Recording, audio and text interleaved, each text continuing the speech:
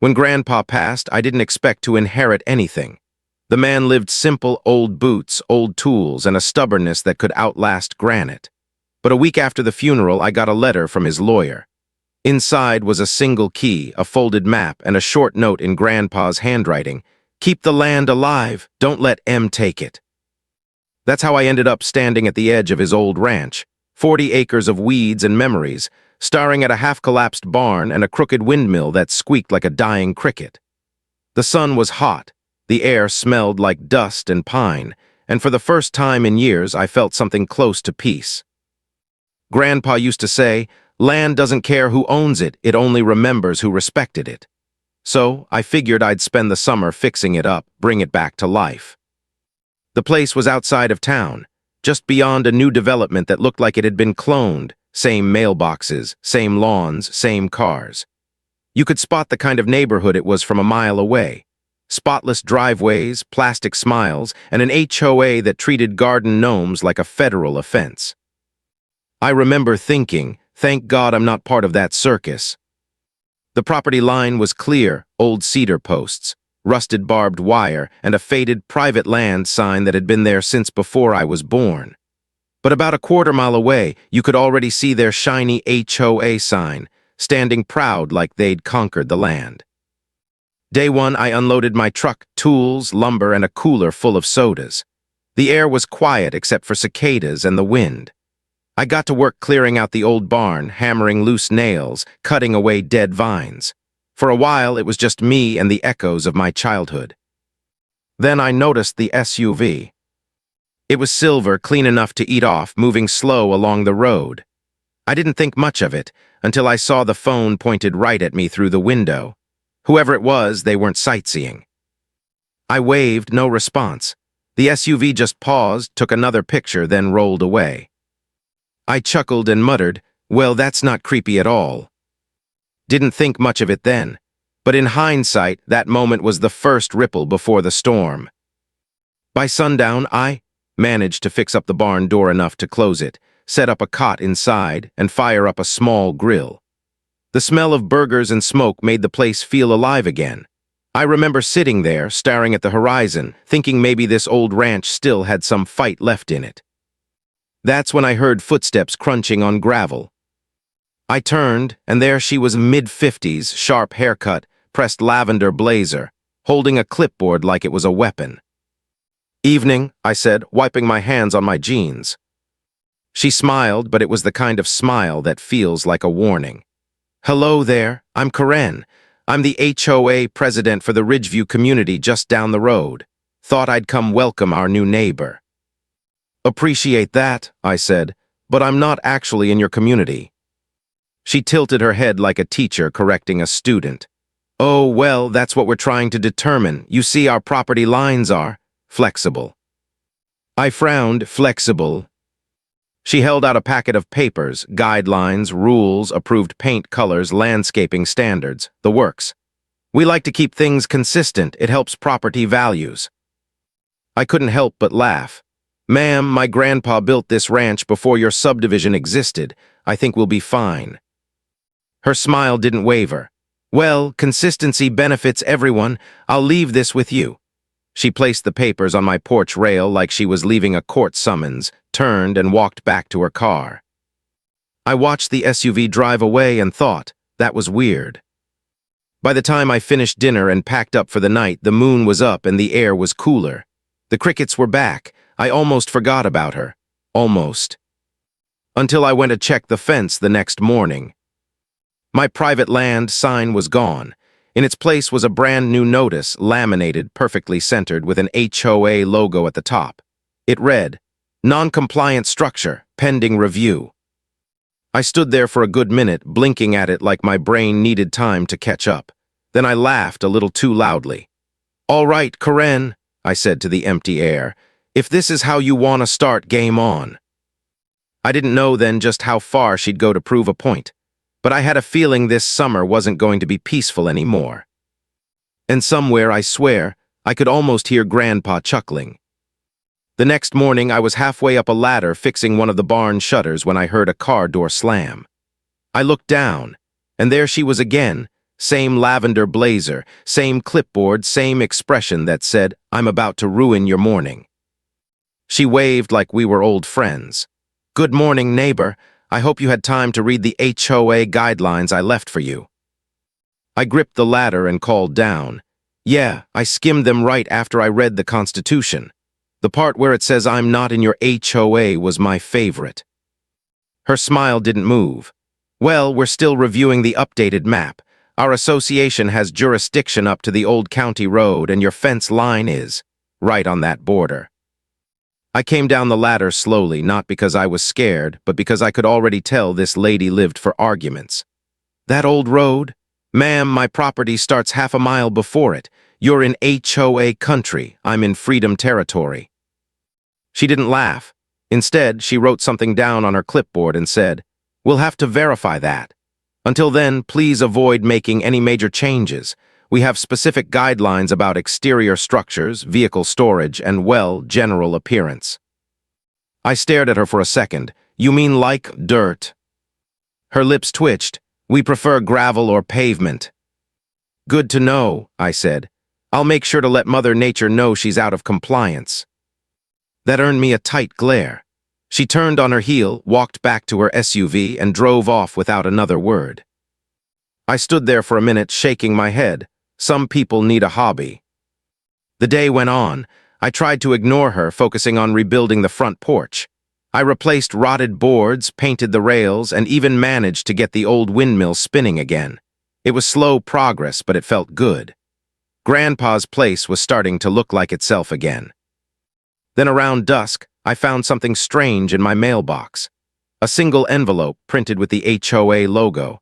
Inside was a notice of violation stating I was in breach of landscaping and vehicle appearance codes. There was even a fine, $50, payable to the HOA treasurer. I laughed out loud, sitting on my porch steps, holding that fake citation like it was a joke from a bad sitcom. But then I looked closer. The letter had my full name, my correct address, and even a signature at the bottom, Karen's. That's when it stopped being funny. I grabbed my phone and called the county recorder's office to double-check my property boundaries. The clerk confirmed exactly what I already knew. I wasn't under any HOA jurisdiction. In fact, the county zoning office had flagged their boundary extension as pending dispute months ago. So how was she getting my information? I didn't have time to dwell on it. The next morning, I caught her again, this time at the edge of my driveway, crouched down like she was inspecting something. I walked over and asked, "Lose something?" She stood up fast, brushing dust off her knees. "Oh, I was just checking the condition of your culvert. It affects neighborhood drainage." "My culvert doesn't drain into your neighborhood," I said. She crossed her arms. "Water doesn't respect property lines." I smiled. Neither does nosiness, apparently. Her eyes narrowed, but she didn't say anything. Instead, she took a few photos, muttered something about a report, and left. That night, I noticed more lights outside. Headlights, phones, flashes, neighbors driving by slow, taking pictures of the ranch. I couldn't tell if they were curious or if she'd sent them. Either way, it was getting weird. The next morning, I found a fresh orange notice taped to my fence. It was bigger this time, laminated and stapled into the wood. It said, "Unauthorized structure under investigation. Do not remove." That was the moment I realized she wasn't just being annoying. She was trying to scare me off. I took the sign down, tossed it in the burn barrel, and poured myself some coffee. I was thinking about how to deal with this when I heard another sound, a low rumble down the road. When I stepped outside, my stomach dropped. A tow truck was parked just beyond my driveway, engine running.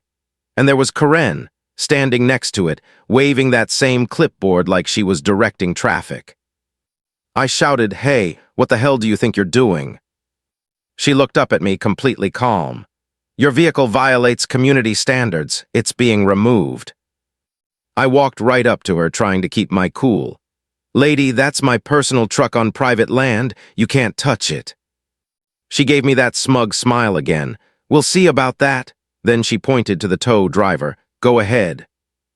The driver hesitated. Ma'am, you sure this address is part of the HOA? It's not in my system.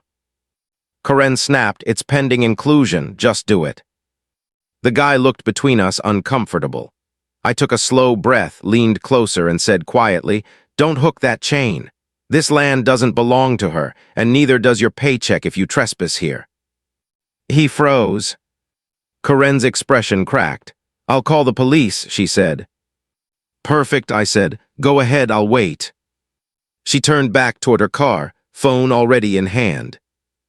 As she started dialing, I smiled, because she didn't know it yet, but she was about to call my friends at the sheriff's department. And the next part of this story, that's when things got real interesting. I watched her from the porch as she stormed toward her SUV, phone pressed to her ear, packing like she was summoning divine justice. The tow truck driver, poor guy, looked like he wanted to sink into the dirt. He kept glancing at me, then at her, like he'd stumbled into a scene he didn't want any part of. A minute later, Karen shouted into the phone, loud enough for me to hear every word. Yes, this is an urgent situation. I'm the HOA president for Ridgeview, and we have a non-compliant property obstructing community access. The owner is refusing to cooperate. I nearly laughed out loud. Community access. This was a gravel driveway leading to my barn. There wasn't another house for half a mile. She hung up, turned toward me, and said with this smug little grin, they'll be here any minute. Good, I said, leaning against my truck. I'll make sure they bring a camera. While we waited, I checked my phone. Sure enough, I had full signal. I hit record, framing her and the tow truck in the shot. She noticed and immediately crossed her arms. You can't film me without permission, she barked. I smiled.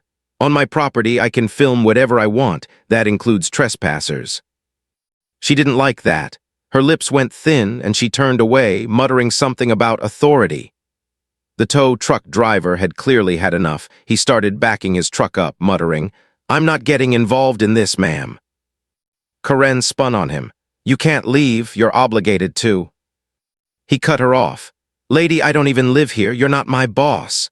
Then he climbed back into his truck, threw it in gear, and drove off without another word. I gave him a small salute as he left. Karen stood there fuming, clutching her clipboard like it was the last piece of control she had left. She didn't speak to me again until the sound of sirens echoed down the road. 2 county patrol cars pulled up. When I saw who stepped out of the first one, I almost laughed. It was Mark, one of my old buddies from the academy. We'd trained together years ago before I transferred divisions. He spotted me immediately and grinned. Well, I'll be damned, didn't expect to find you out here. Karen blinked, confused. You know him. Mark nodded. Sure do, he's one of ours. That color in her face drained faster than a summer puddle. Oh, I didn't realize. Mark held up a hand. Why don't you tell me what's going on, ma'am? Karen straightened up, trying to recover her authority. This man is in violation of our HOA vehicle and property standards. He's refused multiple notices, and he threatened a contracted service provider. Mark turned to me with raised eyebrows like he was asking silently, is she serious? I shrugged. She's been trespassing, posting fake violations, and just tried to tow my personal truck from private land. I've got it all on video. He sighed, looking back at her. Ma'am, is this property inside your HOA boundary? She hesitated. Well, not technically, but it's adjacent, and our rules apply to properties that impact our community's visual harmony. Mark blinked, struggling to keep a straight face. Visual harmony, that's a new one. He pulled out his notepad. Let's get some IDs.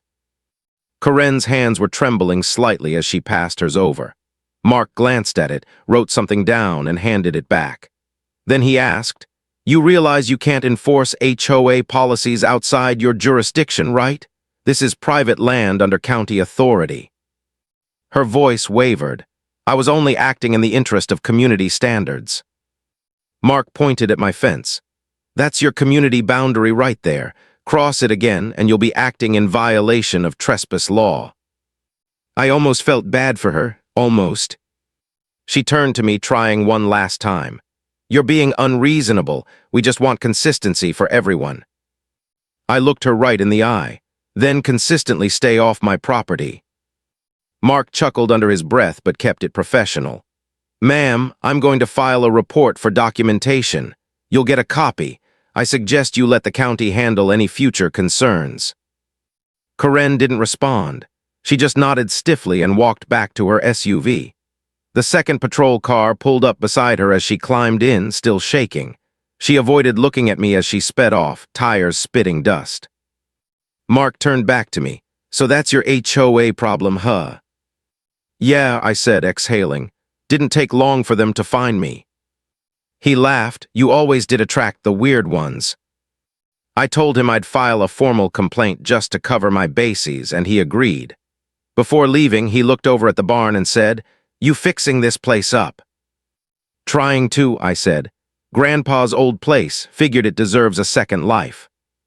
He nodded, keep it that way, and if she shows up again, give me a call. When they drove off, the silence felt different. It wasn't peaceful anymore, it was loaded, like the calm before something bigger. I knew Karen wouldn't take this lying down. She didn't seem like the kind of person who backed off.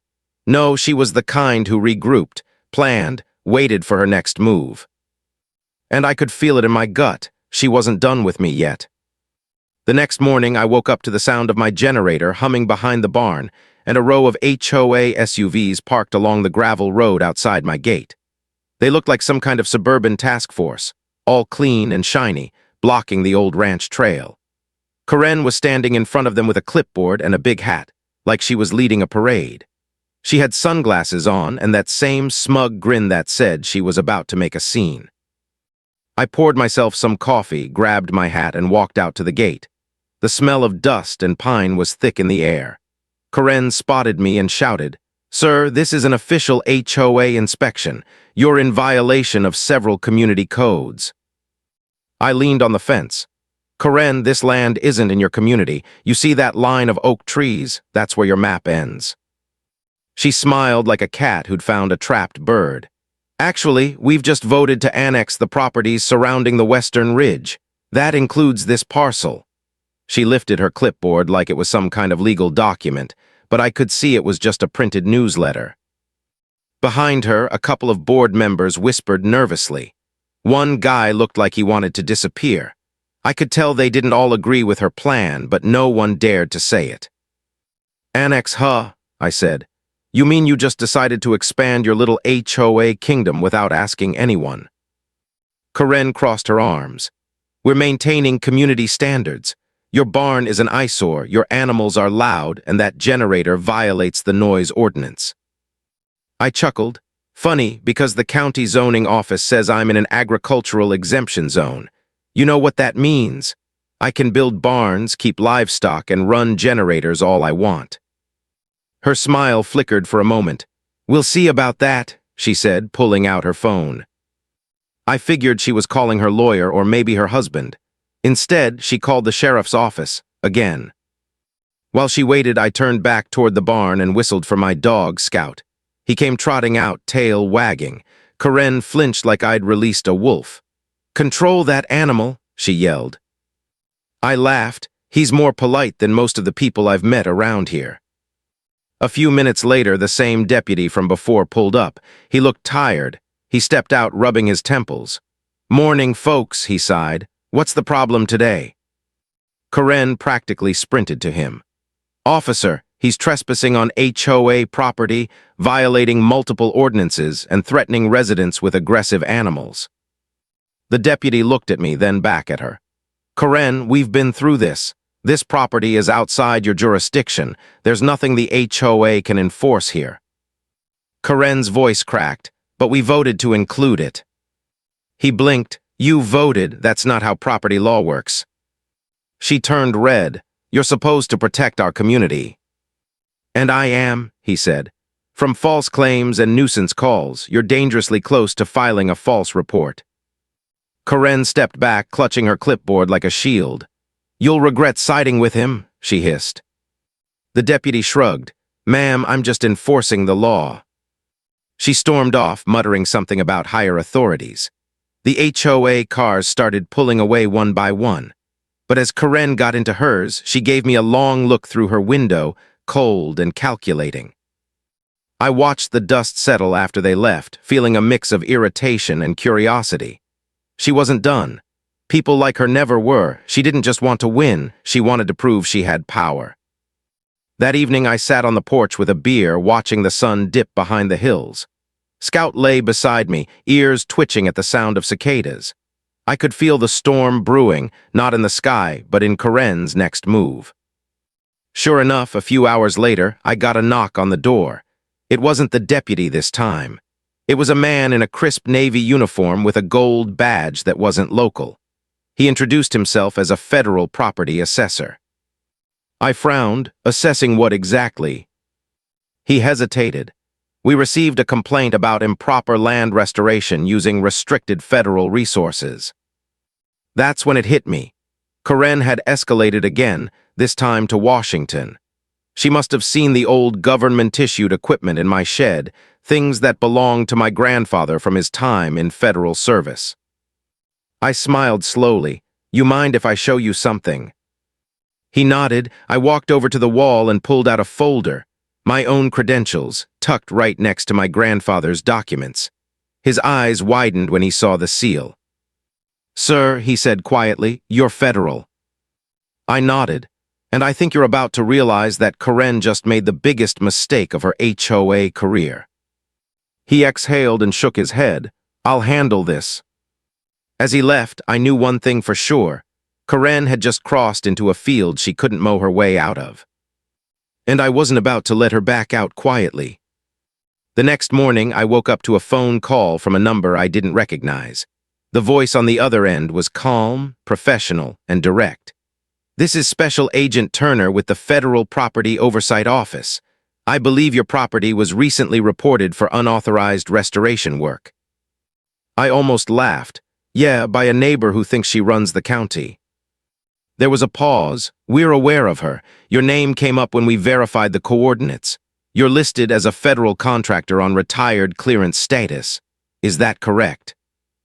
Used to be, I said. I'm not active anymore, just restoring my grandfather's land. He sighed quietly. That's what we figured. We'll handle the report internally. You don't need to worry about it. But Mr. Dalton. Yeah. You might want to keep an eye out. People like her don't stop when they're wrong. They double down. He wasn't wrong. By that afternoon, I saw Karen standing at the end of my driveway again, talking to a man in a suit. I could tell by the way she gestured toward my barn that she thought she'd finally trapped me. I decided to play along. I walked down slowly, keeping my hands in my pockets. Afternoon, I said, giving them both a nod. Karen smirked. This is Mr. Davies from the County Planning Office. He's here to assess your illegal modifications. Mr. Davies cleared his throat. Actually, ma'am, I'm here to verify jurisdiction. I was told this land may fall under a federal easement. Karen froze for a split second before plastering on another smile. Oh, there must be some mistake. This is part of the Willow Creek HOA. We voted on it. He gave her a look that could curdle milk. You voted to claim federal land. Her face twitched. I didn't know it was federal. That's the problem, I said softly. Davies nodded to me. Mr. Dalton, your documentation checks out. You're within your rights. In fact, this land has historical designation under the Rural Restoration Act. Karen's smile evaporated. Historical, you mean this old dump? He turned to her, clearly losing patience. Ma'am, I'd advise you to stop interfering. You're already on record for harassment. Her mouth opened, then closed. She looked like she wanted to scream but couldn't find the words. Finally, she spun on her heel and stormed off, her heels crunching through the gravel like gunfire. I looked at Davies. Sorry you had to deal with that circus. He shook his head. I've seen worse, but rarely with this much confidence. When he left, I thought that might finally be the end of it. But if I'd learned anything about HOA Karen, it's that she wasn't wired for surrender. That night, my motion light flicked on around midnight. I looked out the window and saw two figures sneaking near the fence line, flashlights bobbing through the dark. I slipped on my jacket, grabbed my flashlight, and stepped out quietly. Evening, I said, flipping on my beam. They froze like deer. One of them was Karen. The other was her friend Linda, the HOA treasurer. Karen's face was pale. We're checking for code violations. At midnight, I asked, you sure you're not trespassing? She straightened up. This area is under community review. I stepped closer, letting the light catch the badge clipped inside my jacket. Not my local ID, my federal one. Then you're on federal property, Karen, and that means you're committing a federal offense. Her jaw dropped. You're lying. Am I? I held the badge up. The gold glint reflected right into her wide eyes. Linda gasped. Karen, is that real? Karen didn't answer. She just stood there, her mouth opening and closing like a fish. I lowered the light. You've been filing false reports, trespassing, and tampering with property under federal preservation. That's not a neighborhood dispute anymore. That's obstruction. She stumbled back. You can't arrest me. I don't have to, I said, but the folks who got your complaint might want a word. I turned and started walking back toward the house, leaving them standing in the dirt. When I looked back, Karen was shaking, her whole facade cracking under the weight of something she couldn't control. The next morning, the sheriff showed up again, only this time it wasn't for me. He walked straight to Karen's house across the road. I watched from the porch as she stood there arguing, waving her arms like a windmill. Eventually, she went quiet, her face pale, as she handed over a piece of paper. The deputy came by later. She's been issued a harassment citation, he said, and she's barred from contacting you or setting foot on your property. I nodded.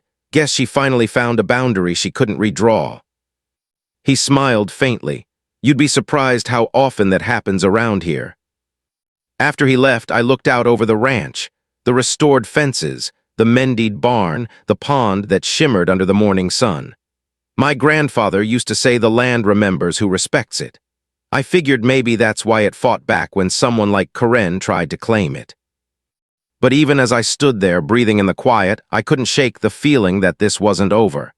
Karen wasn't the type to take her defeat quietly. She'd go digging, find something, anything to twist back in her favor. And deep down, I knew her next move would be the one that finally pushed everything over the line. For a few days, everything went quiet. No SUV convoys, no fake inspectors, no Karen at my fence line waving a clipboard like a sword. I thought maybe she'd finally learned her lesson. I went back to work on the ranch, mending fences, reseeding the pasture, and restoring the old windmill that my grandfather had built by hand. The quiet was strange, though, the kind of quiet that doesn't last. One evening, I was tightening a bolt on the windmill when I saw a familiar car creeping down the gravel road. It was Mark, one of the HOA board members who'd always looked uncomfortable during Karen's crusades. He stopped at my gate, glanced over his shoulder, and waved me over. Hey, Dalton, he said, lowering his voice. You didn't hear this from me, but Karen's planning something big. I crossed my arms, bigger than calling the feds. He nodded nervously. She called an emergency HOA meeting last night, said she had new evidence against you. They voted to file a civil claim to seize your property as community expansion. I laughed out loud. They voted again. Mark looked miserable. She's convinced everyone that your land used to be part of an old HOA zone that got dissolved. She's saying the deed transfer was fraudulent. I stared at him, trying to process the sheer absurdity. Fraudulent? My family's owned this land since 1958. We have the original title deed, the county survey, and the federal restoration grant. He shrugged. Doesn't matter to her. She's got a lawyer now, some guy from out of town who doesn't know the area but likes her money. They're filing next week. I thanked him and offered him a coffee, but he shook his head. Can't be seen here, man. If she finds out I talked to you, she'll make my life hell. Then he drove off, his taillights vanishing into the dusk. I stood there for a long time, staring at the fence line where the HOA sign gleamed faintly in the distance. That's when it hit me. Karen wasn't just trying to annoy me anymore. She was trying to erase me. That night, I pulled out my grandfather's old file boxes from the storage room. They were dusty and heavy, filled with yellowed papers, maps, and letters. My grandfather had been meticulous, keeping every record from his service years and land restoration work. Among them, I found something I hadn't noticed before, a signed letter from the Department of the Interior, dated 1976, confirming the land's protected status and its exemption from local municipal governance. I smiled. "Gotcha," I whispered. The next morning, I drove into town. The courthouse was quiet except for the creak of old doors and the smell of coffee brewing behind the clerk's desk. I asked to see the county records for my property, and sure enough, everything matched perfectly: ownership, survey lines, federal exemption. Then I asked if there had been any new filings. The clerk flipped through a folder. "Yeah, actually, Willow Creek HOA submitted a claim to annex your parcel. It's unusual." "Unusual how?" I asked. She lowered her voice. "They listed you as an unresponsive owner and attached a notarized letter statting you, agreed verbally to join the association." I froze. "What?" She showed me the document. It had my name, a fake signature, and a typed statement saying I'd verbally confirmed my consent to join during a meeting I never attended. Karen had forged it. I could feel my jaw tighten. I thanked the clerk, took a photocopy, and headed straight for my truck. By the time I got back to the ranch, the HOA had already posted new signs along the road: private community property, access restricted. They even planted one right at my gate. Scout barked at it like he knew it didn't belong there. I patted his head. "Easy, boy, we'll handle it the right way." That evening, I made a few calls. The first was to the county attorney's office, then to Agent Turner from the oversight office. Both of them said the same thing: "Don't confront her yet, let us handle it." But I knew Karen. She thrived on control and fear. If she thought she could steal land by paperwork, she'd try it again and again until someone stopped her. So I decided to go to her meeting myself. The next night, Willow Creek's community hall was buzzing with people. Karen stood at the front like a queen addressing her subjects. The air smelled like perfume, coffee, and tension. When she saw me walk in, her face froze. "You're not a member," she said sharply. "This is a closed session." I walked right up to the front table and dropped a folder in front of her. "Then you might want to update your paperwork before your lawyer submits this forgery." The room went dead silent. Karen glanced down, and her color drained as she saw the real deed and the letter from the Department of the Interior. One of the board members whispered, "Karen, what is this?" She stammered, This can't be real, he's lying." I looked at the crowd. "You all voted based on a lie. This land's been protected for 50 years. She knew it." Karen's voice trembled. "Get him out of here." But no one moved. Even her friends on the board looked disgusted. I leaned closer. "You wanted to annex my property, Karen? Congratulations, you just annexed yourself into a federal investigation." Her lips parted, but no sound came out. She stood frozen, gripping her clipboard like it could save her. I walked out calmly, leaving the room in stunned silence behind me. That night, as I sat on my porch under the wide Texas stars, I knew something had finally shifted. She wasn't just angry anymore, she was cornered. And cornered people do desperate things. 2 nights after the HOA meeting, the ranch was unusually quiet. Even the crickets seemed cautious, like they knew something was about to happen. Scout kept packing near the porch, growling every few minutes toward the dirt road. I figured it was just raccoons again, but when the floodlight flicked on, I saw the faint glint of metal near the gate. Someone was cutting the lock. I slipped on my boots, grabbed my flashlight, and stepped outside, staying behind the shadows of the barn. Scout was tense beside me, his ears pinned forward. The snipping stopped, and I caught the outline of 2 figures, one tall, one short, ducking through the gate. "Karen," I muttered under my breath. Sure enough, her voice carried through the night. "Hurry up, just take pictures of the equipment. We'll prove he's using government property." The man with her was her so-called lawyer, a slick-looking guy in a shiny suit. He was holding up his phone, snapping photos of my generator and the old military-grade tools I'd inherited from my grandfather. I stepped out from the shadows. "You two sure picked the wrong night for a field trip." Karen spun around, flashlight trembling in her hand. You can't stop us. This is community inspection under Section 14. Section 14 of what? I interrupted. Your imagination. The lawyer tried to look confident. We're gathering evidence for a pending civil suit. You're trespassing, I said flatly. And this property is under federal protection. You're digging your own hole. Corinne's tone cracked. You think your badge scares me, you're just bluffing. That's when headlights appeared down the road, 2 sets approaching fast. Corinne froze. I didn't even have to look twice. I recognized the SUV in front. It was the county sheriff's unit. The one right behind it was black and unmarked. The sheriff stepped out first, followed by a man in a dark windbreaker with a federal seal on the chest. Agent Turner. Evening, folks, the sheriff said. We got a report of a break-in on federal land. Corinne's mouth opened, but nothing came out. The lawyer lowered his phone slowly, realizing this wasn't just some local scare tactic. Agent Turner walked up, calm but firm. Ma'am, you've entered restricted property, tampered with equipment, and filed multiple false federal claims. Care to explain? Corinne tried to recover her composure.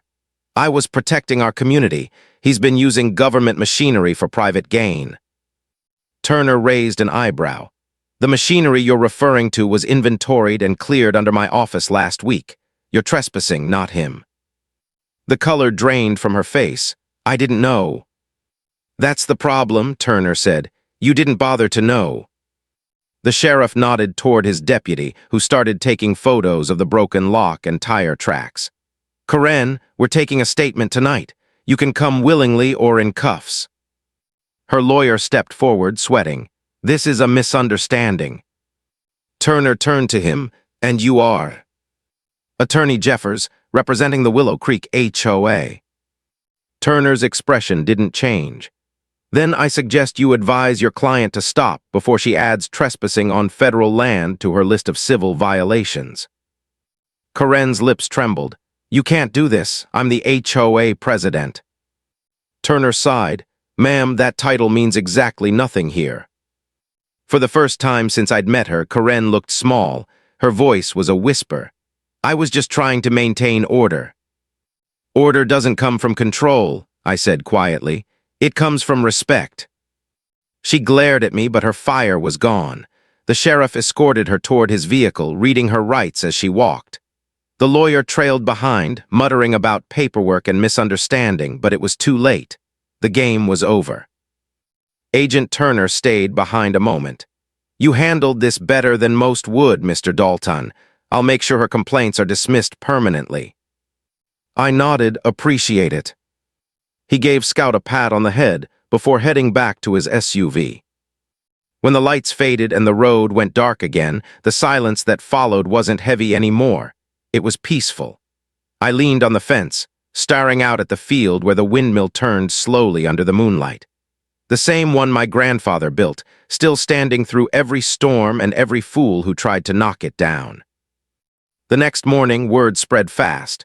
Corinne had been removed from her position as HOA president pending investigation. Her so-called lawyer vanished the same day. By noon, the new acting president, a nervous but polite woman named Denise, came by to apologize on behalf of the entire association. She handed me a letter. We'd like to formally retract all complaints and ensure the HOA respects your property line from now on. I read the letter, folded it, and said, That's a good start. Denise nodded. Corinne, she took things too far. She thought power meant ownership. Yeah, I said, looking toward the ridge. She forgot that the land doesn't answer to people like her. That evening, I found Corinne's SUV gone from her driveway, just an empty spot where she used to park like she owned the whole street. The quiet that followed wasn't the tense kind anymore. It was the kind that meant the land had finally reclaimed its peace. But deep down, I couldn't help but wonder, people like Corinne never really disappear. They just move on to another neighborhood, another meeting, another clipboard. And somewhere out there, I figured another poor guy was about to find out what HOA president really meant. A week passed after the chaos, and for the first time in months, the ranch felt like itself again. No HOA cars idling by the fence, No new violation signs showing up overnight. No sound of Karen's heels echoing on gravel like gunfire. Just wind through the oaks, the creak of the barn door, and Scout stretched out by the porch, snoring like he owned the place. I thought it was finally over. But trouble doesn't vanish, it just gets quiet before the final echo. One afternoon, I was fixing the old fence near the property line when a county truck pulled up. A familiar face stepped out, Deputy Cole, the one who'd been dragged into Karen's drama from the start. He smiled when he saw me. "Dalton," he said, tipping his hat. "Heard the feds closed their file, thought I'd bring the paperwork myself." He handed me a folder stamped case dismissed. Inside were copies of the reports, including Karen's original complaint and the official notes from Agent Turner. I skimmed through them, but one page caught my eye. A summary stating Karen had been cited for trespassing and interference, but not jailed. Instead, she'd agreed to resign and undergo community mediation. I chuckled. Community mediation. That's a fancy way of saying she got a slap on the wrist. Cole shrugged. Maybe. But she lost her position, and word is the county's reviewing her property filings. Turns out she wasn't exactly honest about her own permits either. That part didn't surprise me. Karen had built her whole empire on control, and people like that don't bother following their own rules. After he left, I walked down to the pond behind the barn. The water shimmered in the late afternoon sun, the same pond my grandfather used to fish from. I could almost hear his voice, calm and steady, saying, "The land knows who you are, boy. You treat it right and it'll stand by you." I sat there for a long while, listening to the wind, thinking about everything that had happened. The HOA battles, the police calls, the fake annexation, the federal visit. It all felt absurd, like some drawn-out sitcom that finally reached its last episode. But that night, as I was closing up the barn, headlights flashed down the road again. My stomach tightened. For a moment, I thought it was Karen coming back for round two. Instead, a single car pulled up, an old silver sedan. The door opened, and there she was, Karen. She looked different this time, no clipboard, no sunglasses, no smug posture, just tired. I stayed by the fence, keeping my distance. "You're brave showing up here," I said. She nodded slightly. "I know, I just needed to say something." I didn't answer. She took a deep breath. "I went too far. I thought I was protecting the neighborhood. I didn't see how crazy it got until I saw my name on a federal report." I studied her for a second. The woman who once barked orders at everyone now stood there, small and quiet, like she was finally seeing the damage she'd done. "I don't hate you, Karen," I said, "but you made this harder than it ever needed to be." "I know," her voice broke a little. "You remind me of my father. He lost his land because he trusted the wrong people. I swore I'd never let anyone take advantage of a community like that again. I guess I became the thing I hated." The silence hung heavy between us. I wasn't sure if I believed all of it, but something in her tone was real. Maybe guilt, maybe regret. "I turned in my resignation," she said softly. "They're electing a new board next month. Denise will probably take over." I nodded. Good, maybe she'll lead instead of control. She gave a faint, sad smile. "You rebuilt this place right. Your granddad would have been proud." Then she turned back to her car, paused for a moment, and said, "For what it's worth, I'm sorry." I didn't say anything until her taillights disappeared down the road. Scout barked once, low and uncertain, like even he wasn't sure what to make of it. The next morning, I drove into town and saw a new sign by the Willow Creek gate. New management, open meeting next week. The HOA had cleaned house. For once, the neighborhood looked like a community instead of a battlefield. When I got home, the sun was rising over the ridge. The ranch glowed gold in the light, fences straight, barn solid, windmill spinning slow and proud. Sometimes I think about how fast things can spiral. One argument, one power-hungry neighbor, one signature on a fake paper. But in the end, truth always stands. It doesn't shout, it waits. I walked up to the porch, coffee steaming in my hand, and looked out across the land that had survived decades, storms, and one particularly stubborn HOA president. "This one's for you, Grandpa," I whispered. "The land's still free." Scout wagged his tail, and the wind carried the smell of pine through the air. For the first time in a long time, I didn't feel like I was defending something. I felt like I was living again. And somewhere beyond the ridge, I swear I heard the faint creak of that old windmill answering back, steady, unbroken, and proud. Because no matter how loud the kerens of the world get, the land always remembers who it belongs to. You've heard this confession, now wait until you hear the next one, the truth that shatters everything you thought you knew.